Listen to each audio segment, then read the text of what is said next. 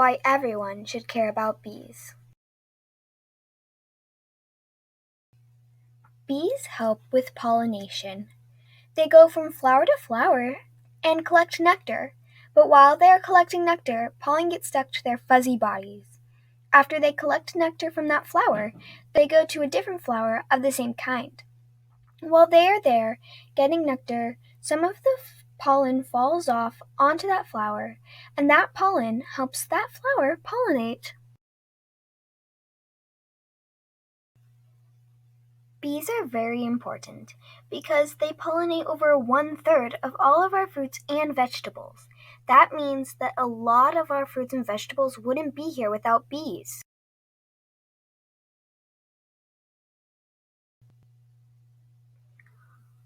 Although honeybees are one of the most known bees, there are other bees such as carpenter bees. And carpenter bees are mostly bare and shiny around the abdomen. They are mostly black but can sometimes be green or even purplish. While the male's faces are normally yellow, the female's faces stay black. Another kind of bee is a green sweat bee. They have green heads, thoraxes, and abdomens. They are covered in white hair, and their antennae are normally black, while their wings, as well as their legs, are brown. Another type of bee are digger bees. They are different colors depending on their species. They may be dark or shiny metallic, often with white, yellow, or rust-colored markings. And female digger bees are very fuzzy. Digger bees don't normally sting unless they are threatened.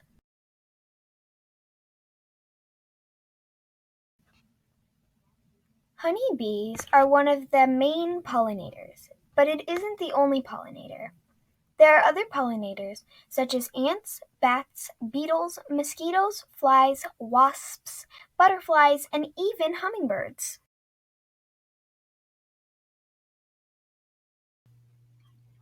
There are very many threats to pollinators, such as varroa mites. They are a threat to pollinators because they can suck blood and sometimes give pollinators diseases that can harm and possibly even kill them. Pesticides are a really big threat to bees in specific. If they get a high dose, they will shake as if having a seizure and will shake till they die. Even if they get a low dose, it will still make the bees disoriented and they won't be able to find their hive. Because of pesticides, a football stadium can be filled 7 feet deep with dead bees every single year.